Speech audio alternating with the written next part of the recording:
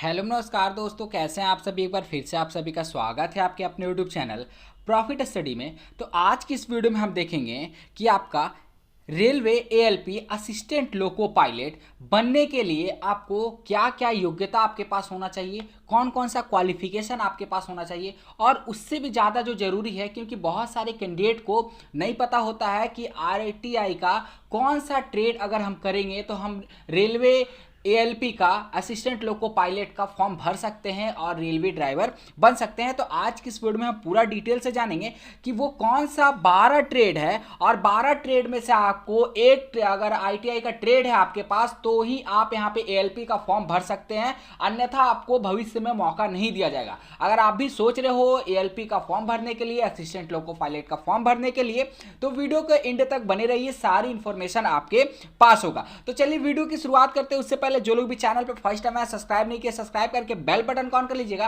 ताकि रेलवे से जुड़े पल पल का अपडेट आप सभी को मिलती रहे। डिस्क्रिप्शन में आपको व्हाट्सएप ग्रुप का लिंक मिलेगा, जरूर जरूर ज्वाइन कर लीजिएगा। छोटे मोटे अपडेट पीडीएफ वगैरह आपको कंटिन्यू वहां पे भी देखने को मिलते रहते हैं। वीडियो को लाइक कर दीजिएगा, शेयर करिए। तो चलिए सीधे चलते हैं इसके ऑफिशियल नोटिफिकेशन पे और वहां पे दिखाते हैं कि आपको एएलपी बनने के लिए कौन कौन सा एलिजिबिलिटी क्राइटेरिया को क्वालिफाई करना होगा। तो जैसा कि आप सभी देख रहे हैं कि हम इसके ऑफिशियल नोटिफिकेशन पे हैं और रेलवे में असिस्टेंट लोको पायलट बनने के लिए आपके पास आईटीआई होना एकदम मैंडेटरी है। बिना आईटीआई का आप एएलपी का फॉर्म नहीं भर सकते। अब आईटीआई का कुछ ही ट्रेड को यहाँ पे मौका दिया जाता है एएलपी का फॉर्म भरने के लिए।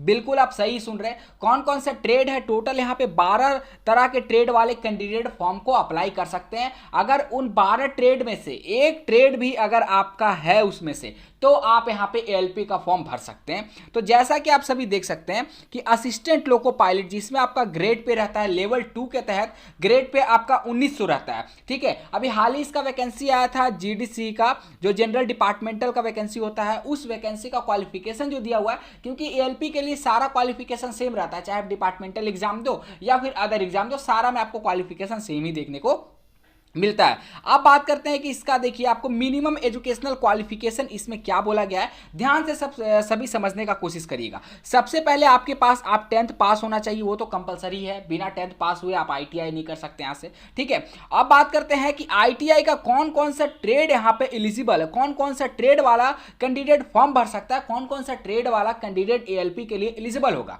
चलिए सबसे पहले बात करते हैं, आईटीआई का टोटल 12 ट्रेड है। कितना? टोटल 12 ट्रेड है। सबसे पहला ट्रेड है देखिए फीटर, दूसरा में आपका आता है इलेक्ट्रीशियन, फीटर इलेक्ट्रीशियन, तीसरा में आपका आता है इंस्ट्रूमेंट मैकेनिक, चौथा में देखिएगा तो मिल व्रीट मेंटेनेंस। ठीक है, या फिर आपका मिल व्रीट है या फिर उसी को मेंटेनेंस के नाम से भी जाना जाता है, मेंटेनेंस मैकेनिक। ठीक है, पांचवा में देखेंगे तो मैकेनिक आपका रेडियो एंड टीवी का, अगर मैकेनिक का ट्रेड है आपका तो भी आप फॉर्म भर सकते हैं। छठा में बात करते हैं इलेक्ट्रॉनिक्स मैकेनिक्स। ठीक है, इलेक्ट्रॉनिक्स मैकेनिक्स। देन सातवां देखते हैं तो मैकेनिक मोटर व्हीकल, जिसे एमएमवी भी कहा जाता है शॉर्ट फॉर्म में। आठवां नंबर में बात करते हैं तो वायरमैन वाले कैंडिडेट फॉर्म भर सकते हैं। 9वां नंबर में देखिए ट्रैक्टर। ठीक है, ट्रैक्टर मैकेनिक। 10वां नंबर में बात करते हैं तो आर्मेचर, आर्मेचर अगर आपका आईटीआई में ट्रेड है तो आप इसके लिए फॉर्म अप्लाई कर सकते हैं। आर्मेचर एंड कॉइल वेल्डिंग आपका होना चाहिए।